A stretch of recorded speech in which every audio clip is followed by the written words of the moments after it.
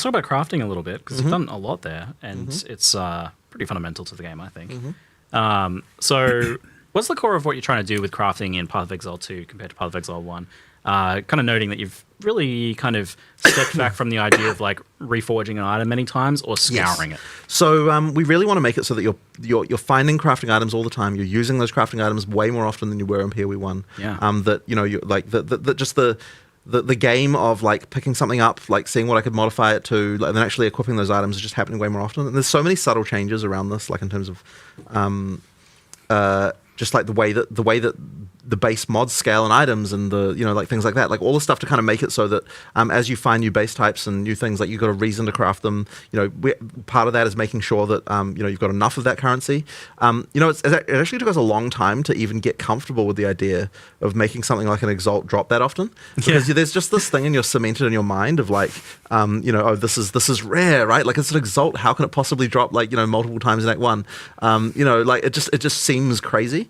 But with the way, like, removing scouring affected so much of the way that we can craft. Like, I know that you noted earlier that you can. There's so many more things you're allowed to craft now that you weren't allowed to before. You can craft relics, which yes, and the reason why that's allowed is because without scouring, like those crafts become one-time things, which means that it's actually okay to allow for that stuff. And I think that's opened up a huge amount of stuff. There's so many more item types that can be crafted. It adds so much more value to the dropped item as well. Exactly. So that stuff has just, I think, opened up a huge amount there.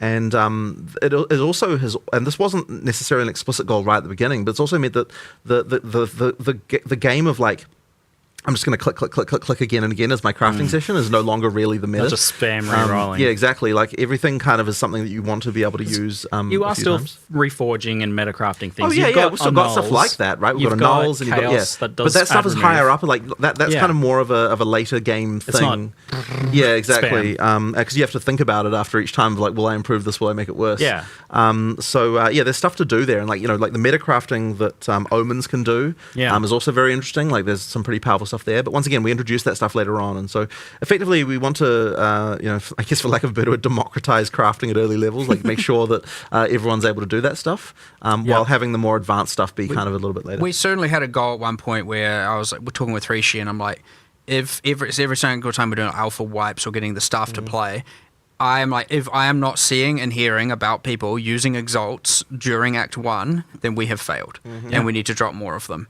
And so we ended up, like, I would say, honestly, in the last month, we have, like, over, like, 8 to 10 times the amount of currency dropping, and... there's the cool things about it as well, which are the subtle things, like a boss is way more likely to drop the higher tier currencies and stuff because, again, rarity affects that as well now. So you're like way more incentivized to go and kill bosses to get them, and there's heaps of awesome stuff around there, but we're actually now finding people are exalting gear during the campaign, throwing it on weapons and building weapons from scratch that you find very good. Transmute, Org, Regal, Exalt, that process is like... Transmute, Org, Regal, Exalt is like a thing that you're doing often. Like enjoy, and and you find good bases and you do stuff with that. I can speak to that experience. So I've played probably 6-ish hours. I'm most of the way through Act 2 on my mercenary, and I've found maybe 6 or 7 Exalts. I took a ring from like a 1 blue stat ring that had a nice roll, maybe a nice life roll or something, and crafted it up to 6 property rare. And I crafted a crossbow that I found with good sockets that had a good damage roll in it, and I took that to 6 properties with multiple damage mods. And I'm like, each time that power was going up, and so I was doing that. It feels good. I felt like the bottleneck was Regals, which was actually kind of interesting because I don't know if that's intentional or just luck, because I did really have to think about which blue items were good enough to take to a rare so that I could then put my Exalts on them. So you get more of those by disenchanting rares. Yeah, they are farmable. So they are farmable, which is completely intentional. We want to make sure that, like, if you don't have enough of those, like, so generally speaking, it's like you're going to want to keep, like, I feel like once you get like more than like 5 or 6 transmutes, then you stop disenchanting blues and start selling them instead. And the same thing can be true also for Regals, where it's like, okay, once you've got more than a certain amount, then you're like, okay, I can stop having to disenchant the stuff and kind of switch over. But the nice thing is like when you don't have enough, there is a way to get them, which I think is really important. And the same is true with the socket currency as well, where it's like, when you don't have enough, you can start salvaging. I know you were telling me you were buying stuff from the vendor with sockets and all order to I salvage surprised it. them with my with my methods, my degenerate ways. So that stuff, it's just really nice to have for people to have the ability to, to get that stuff when they need it. And so it's nice that like all that really basic stuff of just like getting items to better tiers and is now way easier to get. And that solved a problem that we had through quite a lot of the betas, where people were saying they didn't feel like they had enough control, like they didn't feel like they had a way to advance their character when they needed to be able to solve specific problems. And I think the socket thing really has helped a lot with that now, because now we have a way finally to be like, okay, if I need a bunch of fire resist, there is a way to get that, and I've got the tools to do it, and I've got items I can use to do this stuff. So that has helped a huge amount, I think, of solving those like issues that come up with your character. And this is to confirm how you've solved bench crafting. The question of So that. we went through so many iterations of bench stuff. It was like a huge thing. We implemented tons of UI. Like there was tons of wasted time there implementing crafting bench things. The problem that we had was that the systems that we were making, it's like we could balance them in the ways the players were happy with, and then the designers were very unhappy. Or we could balance them the way the designers were happy with and the players were unhappy. And it's like when you've got a system where like you're fighting the players for how the balance should be, like you can tell that means you have a system that is bad. But I think we were very I myself honestly was too slow to recognize the fact that a complete overhaul was needed. Then at some point the socket stuff originally came from the Varlorb. Like it was designed there. And then at some point, I don't know who came up with it. I think it might have just been you who said like, why don't we just Rishi. Rishi thought of that. Okay, yeah. So Rishi thought of the idea of like, hey, what if we just put sockets, in early game? What if you got them in Act 1? What if you had runes that would let you get the basic boss as the way of solving the remedial crafting problem? And so then suddenly, as soon as we do that, it's like, oh, like I'm happy, players are happy, everyone's happy. So that means we have a good system that is working and gets those good feelings. So that I think was a real win. I love how that system is feeling at the moment. Yeah, so the bench was achieving two things kind of in its way, which was maybe even three. Gear customization for one, like you take an item and you can do something more to it, firstly. And then you've got the problem fixing of like, I need a bit more fire resistance. Yes. And then the third thing was like the meta crafts. So you've handled those each in different ways. Exactly. You've got the runes, which do the first two things. The customization and the problem fixing. So early on, but I think for the customization, it's the what do you call them? The soul cores. Like the runes are more about the kind of like I need to fix resistances, whereas the soul cores are more about like I want to customize my items in different ways than what I would otherwise normally be able to do.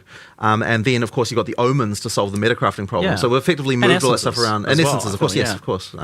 So essences, what they allow you to do is get 2 deterministic mods. So because you can upgrade to blue, but you can also upgrade from blue to rare with an essence as well. So that lets you kind of get some of that stuff, and then plus some of the omen things you can. There's stuff you can do there. That is, I think, going to be pretty interesting. And that's just at the start of release. Yeah, because obviously there's going to be more, of course, as we add more things.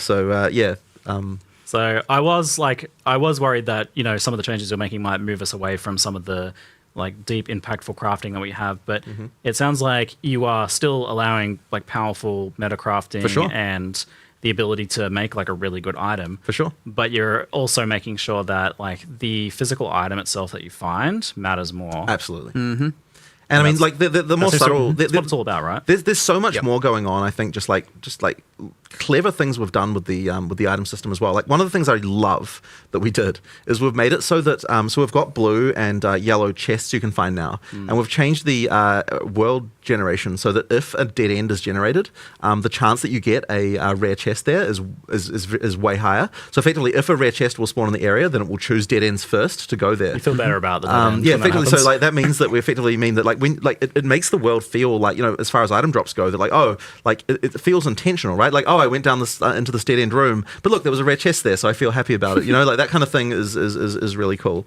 So there's things like that, but there's also the way that so we've alluded to it a few times, but the way that rarity now works, where the mods get better as rarity increases, and also things like the you get better currency rather than just it means we don't have to have like the spam of items that's like crazy. Like you actually feel like that you kill a boss and it drops good shit, as opposed to just lots of shit. That's I'm a big fan of how this feels. I think it's a lot better. But it does mean though, of course, if you're a POE1 player and you see a boss kill, like the number of like the expectation of like, because a POE1 player sees like looks at the amount of spam on the screen to some level as the way of like knowing how good the drops were. Now, of course, you got item filters and everything. We have kind of improve quantity that. brain rot. Yeah, exactly. So exactly, that is a good way of putting it. It really is more about like, are the items actually good? Like, ideally, you kill a boss and you pick every item it drops up. Like that is to me is a win, and I think we're basically getting it at that point. I quite like how the exploration systems and that as well, with the chests down dead ends and things like that, acts as a player leveler in some ways. Where like a player who's struggling, the more you explore, the more stuff you'll find, and that's true as well for the optional encounters around the place as well. If you're struggling, go fight some optional content. There'll be stuff there that can drop, and and you will definitely find more things. And lots of guaranteed rare items here and there, exactly. and certain like that. So this little boss here will drop a rare caster item, and like heaps of stuff. And the funny thing about that is that stuff came about a little bit from the fact that we actually had a problem where people were just face tanking bosses and dying over and over again. And they keep on respawning, and they would never be like, oh, I'm going to go away and actually find some other stuff. And so I was thinking for a long time about like, well, why is it that in other games that people don't do that? Like, if I'm playing Elden Ring and I die to a boss 10 times, I'm not just gonna just continue doing that. I'm gonna be like, oh, maybe I'll go do something else for a while. So we realized that the map, like the idea of just there's lots of stuff to find, is actually a really important part of that. So in POE2 now, one of the recent things, and it's taken a lot of work from people to get this working, but now all of that you can see all this sort of weird side encounters that have specific drops on the map. And that means that if you're having trouble with the boss, you're like, oh, you know what, I'm just gonna go do some other stuff. And then you'll come back and you will be powerful enough to kill the boss much more easily because you do absolutely find the rewarding things. There's a little chest on there or a little campsite. There's lots of little hard-coded drops from specific bosses. The hard-coded drops, they only drop one time, so you can't just farm them endlessly. But effectively, if you go do all that side content and you check it all off, you'll get some very rewarding stuff. Yeah, you got some pretty clever systems there. And I definitely noted I was using the map thing a lot to be like, oh, well, to be completionist about it a bit. But also, just being aware of like, oh, cool, there's some good stuff in this zone that I can come and find. And I think we figured out that some of that stuff reveals after you find the waypoint in a zone. I think that's how it works. Is that? Yeah, it's either there's a few. So it's like either because an NPC told you about an area, in which case it just happens to be revealed, or at the very least, yes, when you get there. Generally, it's just when you get there you see everything. But there's a few different conditions that will reveal everything. It kind of depends. Like a lot of people just click through the dialogue, so they'll never know the NPC told them, but they maybe did. I was checking my map kind of like when I went into a zone, and then maybe afterwards to see if there was anything. But you never get to an area and don't see some unless they are very obviously hidden intentional secrets that. There's nearly something everywhere. They might be there, they might not. Yes, I found half of your key for your secret quest. Don't worry about that. So pivoting into economy and trading, the exchange from Path of Exile's one experiment recently, we got a chance to actually try that live in the field, and it seems from the player's perspective it was a smash hit. Definitely for us as well. Okay. Solved a lot. We're 100% on board with that.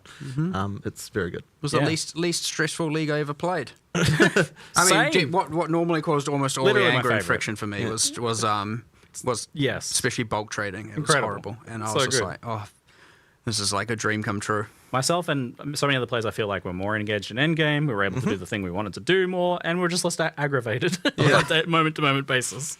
That's good. So, do you take that then as as a big positive for it going into Path of Exile 2? 100%. And how do you feel like it adapts to the game being quite different in the end? Because they are pretty different games. Like the economy works a bit differently. I mean, honestly, I think it will just work. I mean, look, we have no idea what the trade values will settle on and how that'll end up. But is it going to be chaos? Is it going to be exalts? But ultimately, I think that the trades effectively Settlers was a test of what the economy will be like in POE2, and to some extent because of the way that we did the gold and everything. Yeah. So I'm pretty confident that that's going to be okay. But obviously, you never know, right? Like when lots of people hit the economy, what can happen? Hopefully, we don't cause horrible hyperinflation or have some horrible issue like that. But I guess partly this is what an early access is to find out, right? Like whether there's any issues like that. Was there any economy testing? Was there any surprises with that or with gold in terms of how things panned out? Thankfully not, honestly. We were worried, but thankfully none of the horrible situations came to pass with that, and it ended up working just fine. So it went great. Who'd have thought 10 years later we'd be back here saying, you know what? Gold was a good idea. Yeah, You just had to do it right. Exactly. Because I remember 10 years ago, it's funny, we're but like, it's this funny. game's brilliant. It has no gold. Stupid gold. But the funny thing is I don't think we would have arrived at the way gold is now if we had it in the first place. Yeah. Like the non-tradability of it, like using it as a sort of marker for how much play you've done. Yeah. I don't think that we would have ever had that way if we hadn't arrived from here. So Yeah. I think that path dependency kind of did matter. Yeah. Yeah. The paths we weave. Mm-hmm.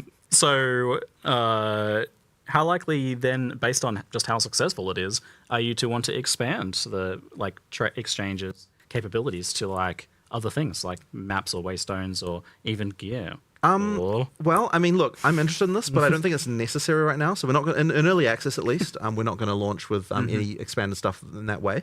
But I guess I do want to sort of see how it works, and I'm interested in potentially trying something like that in the future. I just don't like. The currency exchange was like 90% of the problem. Yeah. And so fixing that like fixed a lot of the, like it seemed like we would need to do more initially, and then maybe now it's seeming like maybe we don't, but I still want to experiment with it potentially. So I'm interested to see how it goes. But the currency exchange definitely helped a vast amount. Those were the annoying trades. Yeah, most they of were the for time. sure. They were. Yeah. Yep, definitely. Great. So we've had some so this is a tricky question to answer, especially if we could just scroll down. Okay. Yeah. So what are you aiming for in terms of Path of Exile 2's kind of like personal player economy and progression? So how much resources you're acquiring, how you're using them, but also how much are you getting from trade versus from yourself? I mean, Solo this is a tricky self-out. question, but I mean, I think that really the feeling of like being able to trade is super important. So being able to get that stuff, I think, is good. Like not everyone wants to do that. You need to be able to progress through the game well without having to do much trade. But I do think that look, it's definitely going to be the case that if you're playing in a trade league, you're going to have the ability to It accelerates it accelerates you everything, very significantly, and that's the case, and it will continue to be the case. And Yeah. we are a game that embraces trade. Yeah, right? well, So- I think the DNA of Path of Exile 1 is very much that it is a game about economy and trade. 100%. And So, for some people, getting rich is their main motivator. 100%. So effectively, yeah. So I mean, that will absolutely be a factor. And look, I think that the feeling of that will probably end up feeling quite similar to POE1 in that regard. Yeah. I think that's what that's the type of game we're making. Yeah. Do you think it's, that said though, do you think it is in some ways better for a solo self-found sort of experience? I mean, I simply because, again, as we talked about, we're dropping a lot more currency that we expect you to use on Right, gear, exactly. as opposed to save till end game for one, and then by end game, we don't have Kirak mods costing, that kind of stuff that all costs chaos, and you don't have the meta mods costing divines and all that, right? They're all different items. You're like, I want meta mod crafting. There's a ritual. I'm know going where to to get get them it as well. right? So you're not just having to, I'm blocked behind this thing because I need so many divines and I can't get that because I'm solo self-found, and farming divines is not exactly, beyond trivial. Yeah. So, there's a number of ways there where I'd say it is honestly a much better solo self-found experience. But, each to their own, that to be seen, and,